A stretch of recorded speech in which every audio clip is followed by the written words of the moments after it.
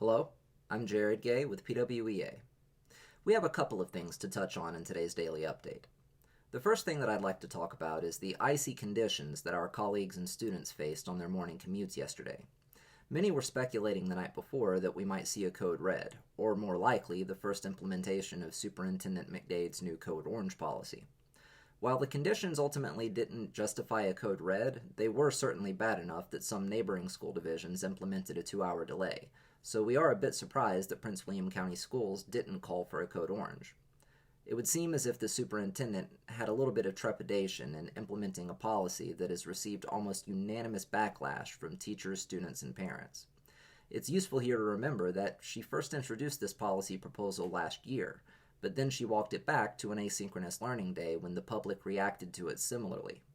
If that is the reason that the division did not call a code orange yesterday, then I would say that hesitation to face criticism from the public does not justify putting students and employees at risk, and I would urge the superintendent to scrap the proposed code orange policy and either go back to asynchronous learning or a 2-hour delay. The next topic that I'd like to discuss is the notice that the division sent to employees announcing that they will be receiving a 2% raise beginning in January. There are a couple of things that I would like to point out about that.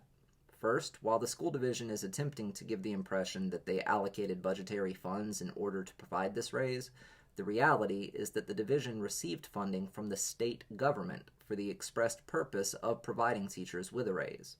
Now, Prince William County Schools did extend this raise to other employees, which is laudable.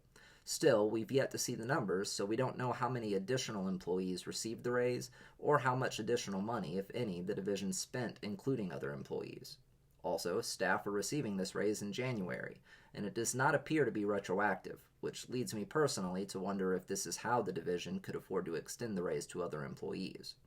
And I have no doubt that they will claim that they gave staff a 2% raise this year, meaning the 2023-2024 school year, despite the fact that staff will only receive the raise in the second half of this school year. But it is an adjustment to the pay scale, meaning that the division is on the hook for funding it moving forward, although it is unclear if the state will be funding any part of that after this year. The last thing I want to point out is that the division is including this raise in their calculations for the average 6% raise pay proposal that they announced to employees on December 2nd. And as I mentioned at the time, this is the proposal that their bargaining team told us that the school board already intended to pass, rejecting numerous cost-neutral counterproposals that would have made the distribution more equitable for veteran teachers, which is why it wasn't part of the collective bargaining agreement. I bring it up now to highlight that this means that the division intends to give most employees an additional raise of less than 4% in August.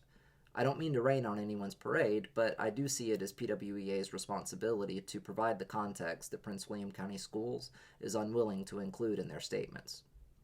This has been today's PWEA Daily Update.